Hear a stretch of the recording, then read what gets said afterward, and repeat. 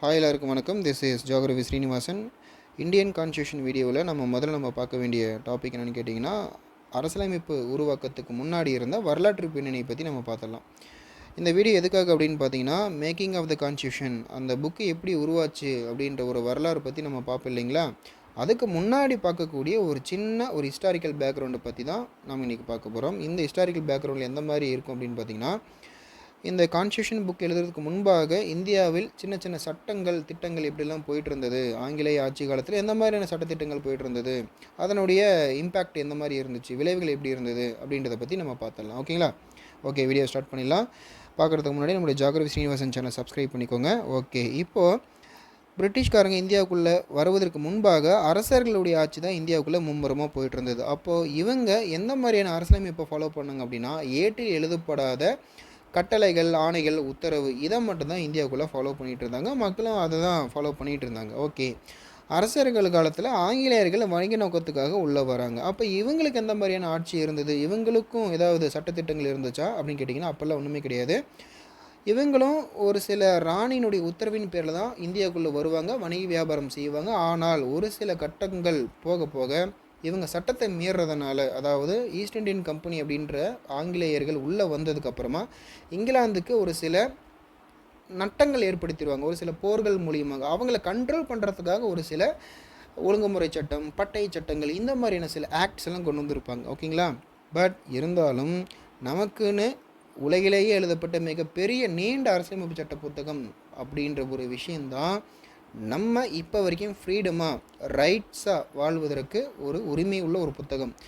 இதுதான் 1950க்கு அப்புறம் 1950 ஜனவரி 26 தினத்தில் இந்திய அரசியலமைப்பு சட்ட புத்தகம் நடைமுறைக்கு வந்த ஆண்டை நம்ம குடியரசு தினமாக கொண்டாடிட்டு வந்துட்டுருக்கோம். ஓகேங்களா? எடுத்த உடனே நம்மளுடைய அரசியலமைப்பு சட்ட புத்தகம் ஒரு நாளில் ஒரே மாதத்தில் டக்குன்னு ஒன்றும் ரெடி ஆகலை. கொஞ்சம் கொஞ்சமாக அரசர் காலத்துலேருந்து ஆங்கிலேயர் ஆட்சி காலத்துலேருந்து நமக்கு சுதந்திரம் பெறுவதற்கு முன்பாக ஒரு புத்தகம் எழுதுகிறாங்க. அந்த புத்தகத்தினுடைய வரலாற்று பின்னணி படிக்க போகிறது தான் இன்றைக்கி நம்ம பார்க்க போகிற ஒரு டாபிக். ஓகேங்களா? ஓகே, இப்போ இந்த சாப்டர் ரொம்பவே இம்பார்ட்டன்ட் செஷனாக அமைய போகுதுன்னு எனக்கு மிகப்பெரிய ஒரு நம்பிக்கை இருக்குது. இந்த வீடியோவை கடைசி வரைக்கும் ஸ்கிப் பண்ணாமல் பாருங்கள். முதல்ல இப்போ நம்ம பார்க்கக்கூடிய முக்கியமான ஒரு விஷயம்னு கேட்டிங்கன்னா, ஐரோப்பியர்கள் வருகை. ஓகேங்களா? ஃபஸ்ட்டு நம்ம பிரிட்டிஷ்காரங்க எப்படி இந்தியாவுக்குள்ளே வந்தாங்க அப்படின்றத தெரிஞ்சுக்கிறதுக்கு முன்னாடி ஐரோப்பியர்கள் வருகையை பற்றி நம்ம தெரிஞ்சுக்கணும். அப்போ தான் உங்களுக்கு முழுமையாக பிரிட்டிஷ்காரங்க என்ன நோக்கத்துக்காக வந்தாங்கன்றது உங்களுக்கு புரியும். இப்போது ஐரோப்பான்றது உலகத்தில் மிகப்பெரிய கண்டங்களில் இதுவும் ஒன்றுங்க. இந்த கண்டத்துக்குள்ளே பல நாடுகள் இருக்கும். அப்படி பார்க்கும்போது ஒரு சில முக்கியமான நாடுகள் அப்படின்னா Portugal, Holland, British, Danish, French, இந்த மாதிரி நாடுகளில் சொல்லலாம். இவங்கெல்லாம் யாருன்னு கேட்டிங்கன்னா, இந்தியாவுக்குள்ளே வணிக வியாபாரத்திற்காக வந்த அந்நியர்கள்னால் வெளிநாட்டவர்கள் அப்படின்னு சொல்லலாம். ஓகேங்களா? இப்போ ரைட் சைடில் இவங்க இந்தியாவுக்குள்ளே வணிகத்தளத்தை அமைத்து கொண்ட ஆண்டுகள் பற்றின லிஸ்ட்டு நான் லைனாக கொடுத்துருப்பேன். இந்த நாடுகள் லிஸ்ட்டில் பார்த்திங்கன்னா முதல்ல இந்தியாவுக்குள்ளே வந்தது யாருன்னு பார்த்தீங்கன்னா போர்ச்சுகீசியர்கள் தான் உள்ளே வராங்க. அதுவும் கடல் வழி சீரூட் மூலியமாக வராங்க. இவங்கள ஃபாலோ பண்ணி ஹாலந்துக்காரர் வராங்க, ஹாலந்தை ஃபாலோ பண்ணி பிரிட்டிஷ் வராங்க, பிரிட்டிஷ் ஃபாலோ பண்ணி டேனிஷ் தொடர்ந்து கடைசியாக ஃப்ரெஞ்சுக்காரங்க வராங்க. ஆனால் இவங்களுக்குள்ள பயங்கரமான வணிக போட்டி நடக்குது. யாரையும் சலிச்சும் கிடையாது. ஆக மொத்தம் கடைசி வரைக்கும் யார் தான் நிலச்சி நின்னாங்க அப்படின்னா பிரிட்டிஷ்காரங்களும் ஃப்ரெஞ்சுக்காரங்களும் தான் கடைசி வரைக்கும் வணிக வியாபார போட்டியில் நிலச்சி நிற்கிறாங்க. ஆனாலும் பிரிட்டிஷ்காரங்களுக்கும் ஃப்ரெஞ்சுக்காரங்களுக்குமே போட்டி வருது. ஓகேங்களா? மற்றவங்களாம் இவங்களை சமாளிக்க முடியாமல் வணிக போட்டியின் காரணமாக அவங்க சொந்த நாட்டுக்கு ஓடிடுறாங்க. பிரிட்டிஷ்காரங்க இருக்கிறதுல ரொம்ப வணிக ஆசை பிடிச்சவங்க. ஃப்ரெஞ்சுக்காரங்க இருக்கிறதுலே வணிக ஆசையை விட ஒரு படி மேலே போய் அதிகார ஆசையின் மீது அதிக ஈர்ப்பு வந்துடுது. யாருக்கு? ஃப்ரெஞ்சுக்காரங்களுக்கு. ஓகேங்களா? இப்போ யாருக்கு தான் வணிக போட்டி நடக்குது அப்படின்னு பார்த்தீங்கன்னா பிரிட்டிஷ் வர்சஸ் ஃப்ரெஞ்சுக்காரங்களுக்கு தான். ஓகேங்களா? இவங்க ரெண்டு பேரும் தான் கடைசி வரைக்கும் இந்தியாவில் நிலச்சி நிற்கிறாங்க. ஆனாலும் அவங்க ரெண்டு பேருக்குமே பயங்கரமான வாணிப போட்டி நடக்குது. ஓகேங்களா? சரி, இப்போ இங்கிலாந்து இருக்காங்க, இப்போ இந்தியா இருக்காங்க. ஓகேங்களா? இப்போ இங்கிலாந்துலேருந்து எப்படி பிரிட்டிஷ்காரங்க இந்தியாவுக்கு வராங்க, இவங்களுக்கு யார் அனுமதி கொடுத்தது, இந்தியாவுக்குள்ளே யார் அனுமதி கொடுத்ததுன்றது பார்த்தலாம். இப்போ இங்கிலாந்து நாட்டில் மன்னராட்சி மும்முரமாக போயிட்டுருக்கு, இந்தியாவிலும் மன்னராட்சி தான் போயிட்டுருக்கு. இப்போது என்ன தான் இங்கிலாந்தில் மன்னராட்சி போனாலும் அங்கே ராணிக்கு தான் அதிகமான பவர் இருக்குது. ஸோ அந்த காலகட்டத்தில் முதலாம் எலிசபெத் ராணி தான் அப்போது ராணியாக இருக்கிறாங்க இங்கிலாந்து பொறுத்த வரைக்கும். இப்போது 1600 டிசம்பர் 31 ஒரு பட்டை சட்டம் ஒன்று ரிலீஸ் பண்ணுறாங்க. அந்த பட்டை சட்டம் என்ன சொல்லுது அப்படின்னா, ஆங்கிலேய கிழக்கிந்திய கம்பெனிக்கு ஒரு லைசன்ஸ் ஒன்று கொடுக்குறாங்க. அந்த லைசன்ஸ்னால் 15 வருஷத்துக்கு நீங்கள் இந்தியாவில் போயிட்டு நீங்கள் வணிக வியாபாரம் செய்து கொள்ளலாம். அந்த லைசன்ஸில் என்ன போட்டிருக்கு அப்படின்னா, company of merchants of London trading into the East Indies அப்படின்ற மாதிரி ஒரு லைசன்ஸ் ரெடி பண்ணி இந்த கிழக்கிந்திய கம்பெனியை வந்து இந்தியாவுக்கு அனுப்பலாம், அதுக்கு உத்தரவு பிறப்பிக்கிறேன் அப்படின்ற ஒரு சார்ட்டர் பட்டயத்தை ரெடி பண்ணி ஆங்கிலேய ராணி முதலாம் எலிசபெத் ராணி அவங்களுக்கு அலோவ் பண்ணுறாங்க, அனுமதியும் கொடுத்தாச்சு. இப்போ 1600 அனுமதி கிடைச்சிருச்சு. அதுக்கப்புறம் என்ன பண்ணுறாங்கன்னா 1608 தான் இந்தியாவுக்கு ஒருத்தர் அனுப்புவதற்காக ஒரு திட்டம் தீட்டுறாங்க. எதுக்கு? இந்தியாவில் போய் அனுமதி வாங்கி அங்கே வந்து வணிகத்தளத்தை அமைக்கணும் இல்லையா, அதுக்கான ஏற்பாடுகள் நடக்க போகுது. இப்போ 1608 வருஷம் என்ன பண்ணுறாங்கன்னா, முதலாம் ஜேம்ஸ் அதாவது இங்கிலாந்து அரசர் வந்து இந்தியாவுக்கு தூதுவராக ஒருத்தர் அனுப்புகிறாரு. இவர் வில்லியம் ஹாக்கின்ஸ் அப்படின்ற ஆங்கிலேய படைத்தளபதி கிட்ட ஒரு லெட்டர் கொடுத்து அனுப்புகிறார். எதுக்கு? அங்கே இந்தியாவிலிருந்து இருக்கக்கூடிய ஒரு மன்னர்கிட்ட பர்மிஷன் வாங்குறதுக்காக. ஓகேங்களா? சரி, அந்த கடிதம் எடுத்துகிட்டு போய் 1609 ஆங்கிலேய படைத்தளபதியான ஹாக்கின்ஸ் என்ன பண்ணுறாருன்னா, முகலாய பேரரசர் ஜஹாங்கீரை போய் மீட் பண்ணுறாரு. ஜஹாங்கீர் வந்து அப்போ தான் இந்தியாவில் ஆட்சி பண்ணிகிட்டு இருக்கக்கூடிய மிகப்பெரிய ஒரு முகலாய பேரரசர். இப்போ ஜஹாங்கீர்கிட்ட போய் ஹாக்கின்ஸ் லெட்டரை கொடுத்து இந்த மாதிரி தன்னுடைய திட்டத்தை பற்றி சொல்கிறாரு. இந்த மாதிரி வணிக வியாபாரம் பண்ண வரப்போகிறோம், தயவு செஞ்சு எங்களுக்கு வந்து அலோவ் பண்ணுங்கள், பர்மிஷன் கொடுங்க, உங்களுக்கு தேவையான கமிஷன் நான் கொடுக்குறேன்னு சொல்கிறார். ஆனால் ஜஹாங்கீர் அதுக்கு ஒத்துக்கலை. அதனால் இம்முயற்சி தோல்வியடைந்து விட்டது. அது மட்டும் இல்லாமல் அங்கே இருந்த போர்ச்சுகீசியர்கள் மற்றும் சூரத் வணிகர்கள் வந்து என்ன பண்ணிட்டாங்கன்னா, ஆங்கிலேய படைத்தளபதி ஹாக்கின்ஸை அடித்து துரத்திட்டாங்க. அதனால் ஹாக்கின்ஸுடைய பிளான் முற்றிலும் தோல்வி. அதனால் சொந்த நாட்டுக்கு திரும்பிட்டார் ஹாக்கின்ஸ். இந்த விஷயம் மறுபடியும் அங்கே போய் மன்னர்கிட்ட சொல்கிறாரு. அதுக்கப்புறமா இன்னொரு மாற்று ஐடியா ஒன்று பண்ணுறாங்க. 1613 மறுபடியும் ஆங்கிலேயர்கள் சூரத்துக்கு வந்து அங்கே ஒரு குடியேற்றத்தை நிறுவுகிறாங்க. அங்கே ஒரு முதல்ல ஒரு பண்டக சாலையை அமைக்கிறாங்க. அப்போது ஆங்கிலேயர்கள் முதல்ல எங்கே குடியேறினாங்க? சூரத்தில் தான் குடியேறுறாங்க. இது ப்ரீவியஸ் இயரில் கேட்கப்பட்ட கொஷின். ஓகேங்களா? சரி, சூரத்தில் மட்டும் குடியேறினா போதுமா? இன்னும் வணிகத்தை விரிவாக்கம் செய்யணும் இல்லையா? அப்போ என்ன பண்ணலாம்? இன்னொரு ஸ்பெஷல் போர்ஷனை வந்து அப்பாயிண்ட் பண்ணி அவரை போய் ஜஹாங்கீரை மீட் பண்ண சொல்கிறாங்க. 1615 வருஷம் சர் தாமஸ் ரோ என்ன பண்ணுறாரு, ஓகே வில்லியம் ஹாக்கின்ஸ்லாம் வேலைக்காக மாட்டார், இப்போ நான் போகிறேன் பாரு, ஒரே பாலில் 6 அப்படின்ற மாதிரி போய் அங்கே 1618 வருஷம் முகலாய பேரரசர் மறுபடியும் அதே ஜஹாங்கீரை சர் தாமஸ் ரோ மீட் பண்ணி பேசுகிற மாதிரி பேசி அவர் என்ன தேவை, என்ன தேவைகளை எல்லாமே பூர்த்தி பண்ணி கொடுத்துட்டு சட்டுன்னு காக்கா பிடிச்சிடுறாரு. ஓகேங்களா? இப்போ 1618 முகலாய பேரரசுக்கிட்ட ஜஹாங்கீர்கிட்ட போய் பர்மிஷன் வாங்குறாரு. யார் வாங்கினது? Sir Thomas row. ஓகேங்களா? இப்போ என்ன பண்ணுறாரு அப்படின்னா, மேற்கொண்டு சூரத்துக்கு அப்புறமா ஆக்ரா, அகமதாபாத், புரோச் இது மாதிரியான நிறைய பகுதிகளில் குடியேற்றம் செய்து அங்கே போய் பண்டக சாலைகளையும் அமைக்கிறாங்க. ஓகேங்களா? இதுதான் விஷயம். அப்போ ஜஹாங்கீர் தான் எல்லாத்துக்கும் என்ன பண்ணுறாரு, பர்மிஷன் கொடுக்குறாரு. ஓகே, சூரத்தா போட்டுக்கோ, கடையை போட்டுக்கோ, ஆக்ராவா கடையை போட்டுக்கோ, அகமதாபாத் கடையை போட்டுக்கோ, புரோச்சோ கடையை போட்டுக்கோ. கடை மீன்ஸ் வணிகத்தலங்கள், ஈஸ்ட் இண்டியன் கம்பெனிகள். ஓகேங்களா? சரி, ஓகே. இப்படி தான் கொஞ்சம் கொஞ்சமாக சூரத்துலேருந்து ஆரம்பித்து புரோச் வரைக்கும் வந்துட்டாங்க. சரி, சூரத் வந்தாங்க, புரோச் வந்தாங்க, ஆக்ரா வந்தாங்க, எல்லாமே வந்துட்டாங்க. கடைசியாக பிடிச்சாலும் பிடிச்சாங்க, புளியங்கம்பு பிடிச்ச கணக்காக சென்னை பிடிக்கிறாங்க. சென்னை எப்படி பிடிச்சாங்க அப்படின்னா, 1639 வருஷம் சந்திரகிரி அப்படின்ற ஒரு அரசர் இருக்கிறார். இவர் யாருன்னா விஜயநகர பேரரசின் பிரதிநிதி. இவர்கிட்ட சென்னையை ஒரு விலைக்கு வாங்குறாங்க. இவர் வந்த விலைக்கு சென்னையை சேல்ஸ் பண்ணிவிட்டு சந்திரகிரி மன்னர் விலகிறாரு. இப்போது சென்னையை விலைக்கு வாங்கின பிரிட்டிஷ் கம்பெனிக்காரங்க 1640 புனித ஜார்ஜ் கோட்டை வந்து சென்னையில் கட்டுறாங்க. இப்போ இருக்கக்கூடிய தலைமைச் செயலகம் சொல்கிறோம் இல்லையா, அதுதான் புனித ஜார்ஜ் கோட்டை. ஓகேங்களா? இப்போது பிரிட்டிஷ்காரங்க கண்ட்ரோலுக்கு சென்னை வந்துடுச்சு. அடுத்தபடி என்ன பண்ணுறாங்க அப்படின்னா, இங்கிலாந்து மன்னர் சார்லஸ் 2ஆம் சார்லஸ் அவரும் போர்ச்சுகீஸ் இளவரசி கேத்ரினும் 2 பேருமே கல்யாணம் பண்ணிக்கிறாங்க. ஓகேங்களா? கல்யாணம் பண்ணதன் காரணமாக இப்போ அடுத்து என்ன பண்ணுறாங்கன்னா, மன்னர் சார்லஸ் இவருக்காக ஒரு சீதனம் ஒன்று கொடுக்குறாங்க. என்ன கொடுக்குறாங்க? தங்கமா, சாரியா, வேட்டியா, சட்டையா, என்ன கொடுக்குறாங்க? பம்பாயை கொடுக்குறாங்க. யார் கொடுத்தா? போர்ச்சுகீசியர்கள் இங்கிலாந்து மன்னர் சார்லஸுக்கு கொடுக்குறாங்க. ஏன் போர்ச்சுகீசியர்கள் வந்து சார்லஸுக்கு கொடுக்கணும் அப்படின்னு கேட்டிங்கன்னா, இங்கிலாந்துக்காரங்க இந்தியாவுக்குள்ளே வருவதற்கு முன்பாகவே போர்ச்சுகீசியர்கள் இந்தியாவுக்குள்ளே வணிகம் பண்ணிகிட்டு இருந்தாங்க. ஏன்னா அவங்க தானே ஃபஸ்ட்டு வணிகத்தளம் அமைச்சாங்க. அப்போது பம்பாய் அப்படின்றது போர்ச்சுகீசியர்களுடைய கண்ட்ரோல் இருந்துச்சு. அப்பேற்பட்ட பம்பாயை எடுத்து தன்னுடைய மருமகனுக்கு இந்தாப்பா சீதன் வச்சுக்கோ, இதை வச்சு என்ஜாய் பண்ணிக்கோன்னு கொடுத்துறாரு.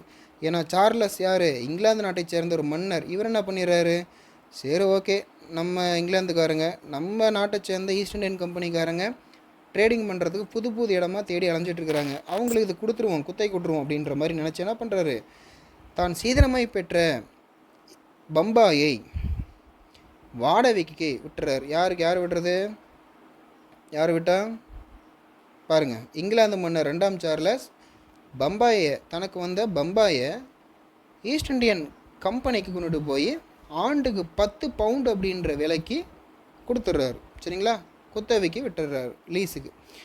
அதன் மூலியமாகத்தான் பம்பாயை வந்து ஈஸ்ட் இண்டியன் கம்பெனிக்கு ஆகா செம்ம லட்ரா அப்படின்ற மாதிரி ஈஸ்ட் இண்டியன் கம்பெனிக்கு இந்த பம்பாய் கிடைச்சதுனால நல்லா ஸ்ட்ராங்காக ஆலமரம் மாதிரி வேர் ஊனிக்கிட்டாங்க. அதன் பிறகு தான் பம்பாய் ஆங்கிலேய அரசின் முதன்மை குடியேற்றமாக திகழ்ந்தது. ரொம்ப ரொம்ப முக்கியம், பார்த்துக்கோங்க. ஸோ சும்மாவே ஒரு இடத்த ஆக்குபை பண்ணலான்னு நினைப்பாங்க, பம்பாய் கிடைச்ச உடனே லட்டு மாதிரி எடுத்துக்கிட்டீங்க. ஏன்னா பம்பாய் பொறுத்த வரைக்கும், மும்பை இருக்கு இல்லையா, அந்த பம்பாய் பொறுத்த வரைக்கும் குஜராத்துக்கு கீழே இருக்கு இல்லையா, இந்த மும்பை பார்த்திங்கன்னா கடலோர பகுதிகள் பக்கத்தில் இருக்கிறனால ட்ரேடிங்க்கு ரொம்பவே சூப்பரான ஒரு பகுதி. ஓகேங்களா, அங்கே அதிகமான மக்கள் தொகை, அங்கே வந்து கப்பல் போக்குவரத்து, ரயில்வே போக்குவரத்து, அதிகப்படியான கரிசல் மண் காரணமாக நல்ல ஒரு பருத்தி விளைச்சல், அதுவும் இல்லாமல் மும்பையில் நிறைய வளங்கள் அதிகமாக இருக்குது. இந்த மாதிரி சொல்லிக்கிட்டே போகலாம். ஓகேங்களா, அதனால் பம்பாய் கிடச்சதுனால ரொம்ப ரொம்ப சூப்பராக போயிடுச்சு. ஆரம்பத்தில் சென்னை கிடச்சது இல்லையா, சென்னை அப்படி தான் கடலோர மாவட்டம் அப்படின்றதுனால பக்கத்துலேயே ஈஸியாக நேவிகேஷன் கரெக்டாக. நேவிகேஷன் என்னங்க, கப்பல் மூலியமாக ஏற்றுமதி இறக்குமதி செய்வதற்கான இடம் சென்னை நல்லா அமைஞ்சு போச்சா. ரெண்டாவது பம்பாய் கிடச்சிருச்சா, நல்ல ஒரு லக்கு. அடுத்தபடியாக தான் டார்கெட் வைப்பாங்க, கொல்கத்தாவை டார்கெட் வைப்பாங்க. கொல்கத்தா எப்படி கிடச்சிதுன்றதை நான் சொல்லிடுறேன். ஓகே, இப்போ சென்னை கிடச்சிருச்சு, மும்பை கிடச்சிருச்சு. அடுத்தது கல்கத்தா எப்படி கிடச்சிதுன்னா 1699 வருஷம் அவுரங்கசீப், யார் இவர், ஜஹாங்கீருடைய மகன். ஓகேங்களா, இவருடைய மகன்.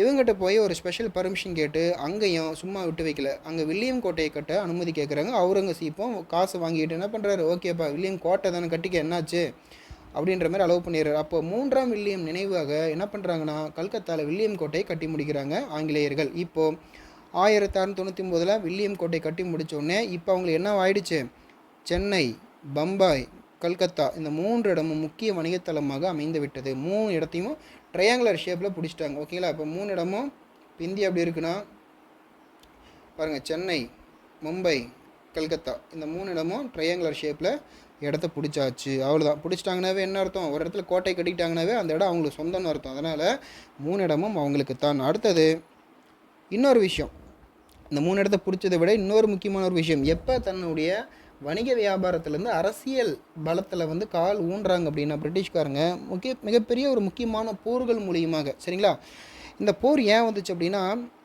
ஈஸ்ட் இண்டியன் கம்பெனிக்காரங்க அங்கே இந்தியாவில் நடந்த சில அரசர்களுடைய மனப்போக்கு கவனிக்கிறாங்க.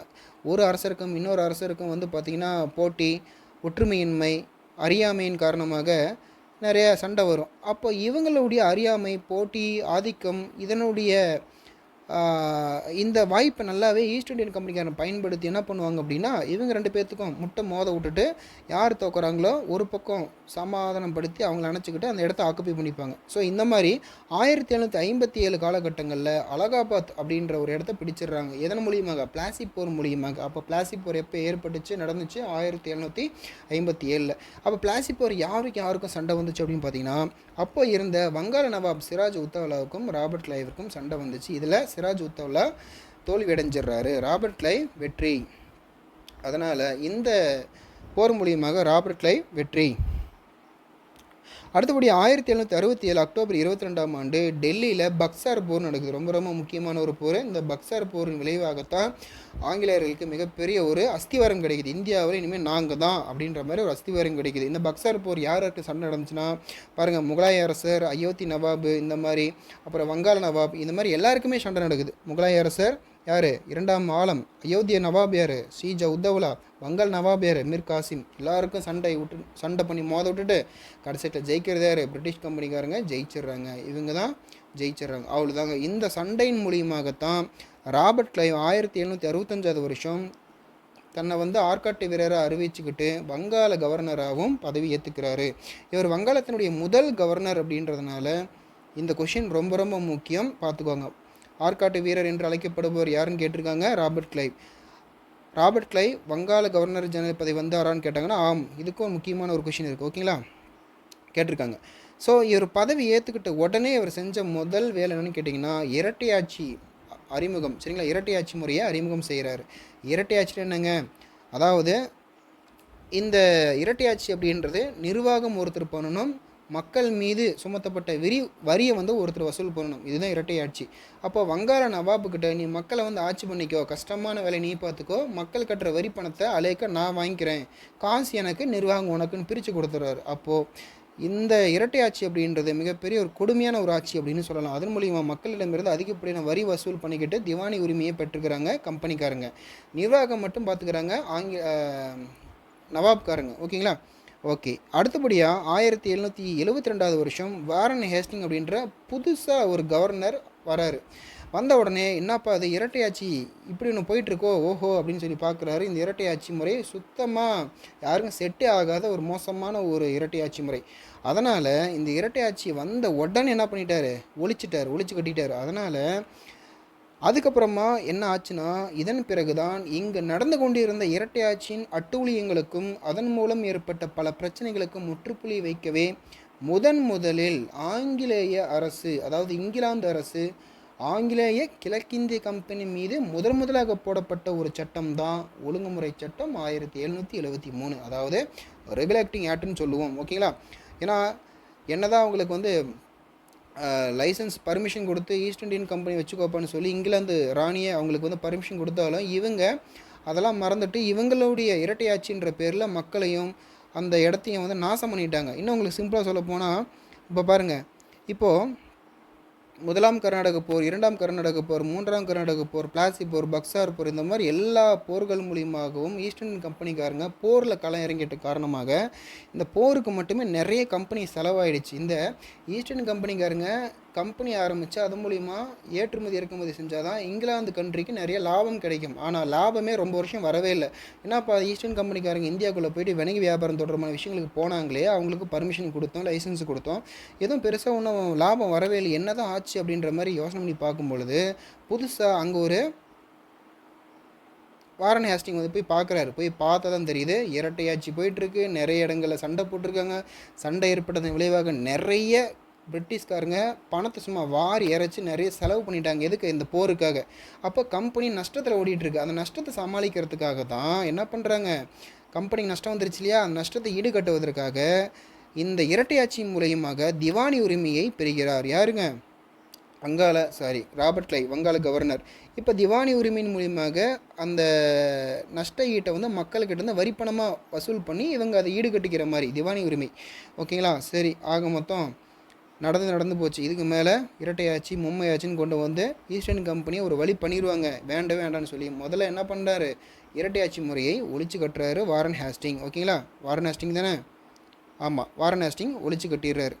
ஓகேங்களா, ஓகே. அதனால் இந்த முதலாம் கர்நாடக போர், இரண்டாவது, மூன்றாவது பிளாசி போர், பக்சார் போர், இது எல்லாமே பார்த்துக்கோங்க. அதுக்கான வருஷங்களையும் நான் கொடுத்துருக்கேன், ரொம்ப முக்கியம். பக்சார் போரின் மூலியமாகத்தான் அலகாபாத் உடன்படிக்கை ஏற்பட்டிருக்கும். ஓகேங்களா, அலகாபாத் உடன்படிக்கை 1765 நடந்திருக்கும்.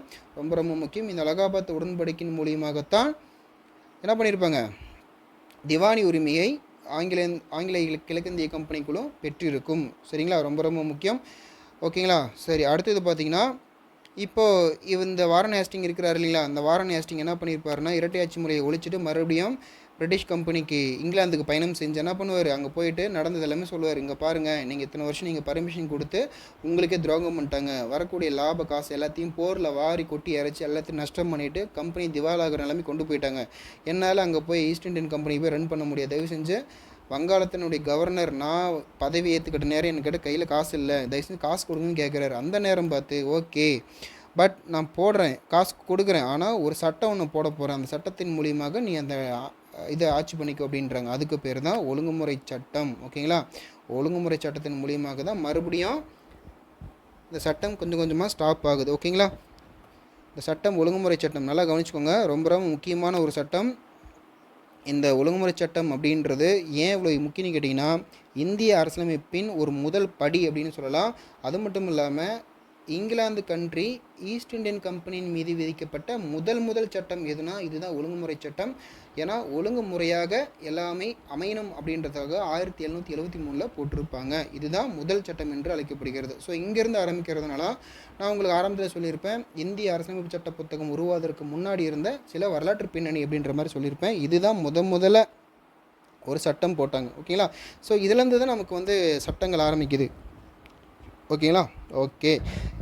ஓகே இன்றைக்கி இந்த வீடியோ இது போதுன்னு நினைக்கிறேன். அடுத்தபடியாக நம்ம அடுத்த வீடியோவில் ஒழுங்குமுறை சட்டம்னா என்ன, ஒழுங்குமுறை சீர்திருத்த சட்டம்னா என்ன, பட்டை சட்டங்கள்னால் என்ன, அடுத்தது இது மாதிரி 1 by 1 நம்ம பார்க்க போகிறோம். ஸோ நம்மளுடைய ஃபஸ்ட்டு இந்தியன் பாலிட்டி வீடியோ இது அப்படின்றதுனால கண்டிப்பாக நம்முடைய ஜியோகிராஃபி ஸ்ரீனிவாசன் சேனலை சப்ஸ்கிரைப் பண்ணிவிட்டு அடுத்த வீடியோவுக்கு கண்டிப்பாக ஆதரவு தெரிவிங்க. ஓகே, அடுத்த வீடியோவில் சந்திக்கலாம். Thank you so much for this. Thank you so much.